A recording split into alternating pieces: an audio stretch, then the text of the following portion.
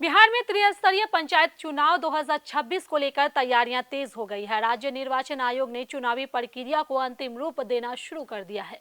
इस बार पंचायत चुनाव सिर्फ राजनीतिक रूप से ही नहीं बल्कि तकनीकी और प्रशासनिक दृष्टि से भी काफी अलग और आधुनिक होने वाला है। आदाब, नमस्कार, आप देख रहे हैं मंथन टुडे। मैं हूं आपके साथ उज़मा। चुनाव अक्टूबर-नवंबर 2026 में कराए जाने की तैयारी है, जबकि मौजूदा मुखिया, सरपंच और अन्य पंचायत प्रतिनिधियों का कार्यकाल दिसंबर 2026 तक है।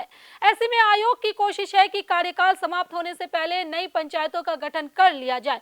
चुनाव 9 चरणों में होने की संभावना है। इस बार पंचायत चुनाव 9 चरणों में कराए जा सकते हैं। इसके पीछे सबसे बड़ी वजह इलेक्ट्रॉनिक वोटिंग मशीन यानी कि ईवीएम की सीमित उपलब्धता है। राज्य निर्वाचन आयोग के पास फिलहाल लगभग 32,000 ईवीएम है। इन्हीं मशीनों का अलग अलग चरणों में रोटेशन के आधार पर उपयोग किया जाएगा। मतदान के बाद प्रत्येक मशीन का डेटा सुरक्षित रखने के लिए सिक्योर डिटेचेबल मेमोरी मॉड्यूल यानी कि एसडीएमएम का इस्तेमाल किया जाएगा, ताकि परिणाम पूरी तरह सुरक्षित और संरक्षित रहे।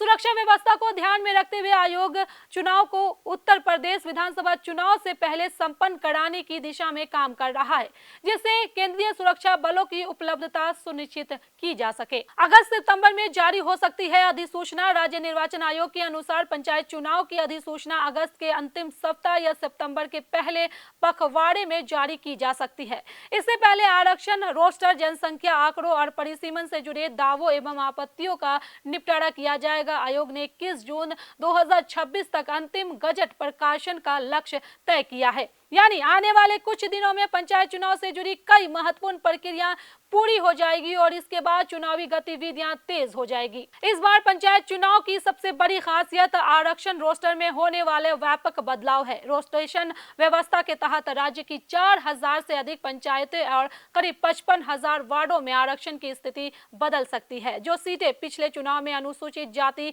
अत्यंत पिछड़ा वर्ग या महिला श्रेणी के लिए आरक्षित थी, वे इस बार सामान्य या अन्य वर्गों के लिए खुल सकती है। वहीं कई नई सीट आरक्षित श्रेणी में शामिल हो सकती है। इस बदलाव का सीधा असर स्थानीय राजनीति और उम्मीदवारों की रणनीति पर पड़ने वाला है।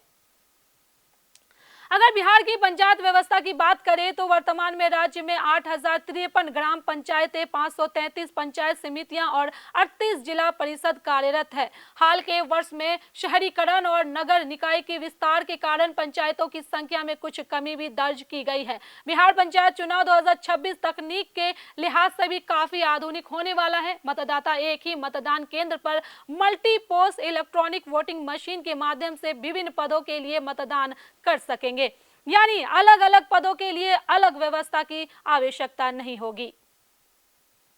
फर्जी मतदान पर रोक लगाने के लिए बायोमेट्रिक पहचान प्रणाली का उपयोग किया जाएगा। इससे मतदाताओं की पहचान अंगूठे के निशान और आंखों की पहचान के जरिए सत्यापित की जाएगी।